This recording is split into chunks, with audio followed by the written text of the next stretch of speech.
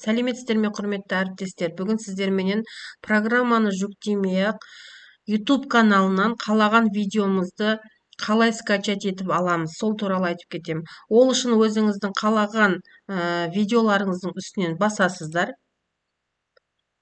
Және осы жерге сіздерге сілтеме түседі.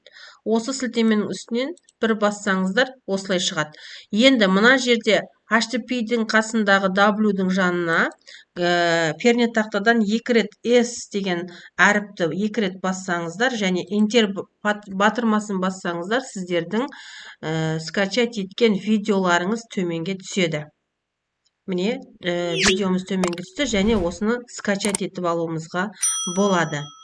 Енді екінші варианты сіздерге мына жерде браузерге cprom деп жазсаңыздар, cprom.net бассаңыздар, осы жерге өзіңіздің алған видеоларыңыздың сілтемелерін қойсаңыздар, және бұлай бассаңыздар, мысалы мынаны алайын, сілтемесін бассаңыздар, сіздерге жазады: скачать видео с помощью cprom мен бе, болмаса астында тұрған скачать без установки, яғни программаны установкасыз етпей-ақ оны жүктеуге болады. Міне, осыны бассаңыздар, осы жерге сіздердің видеоларыңыз түседі.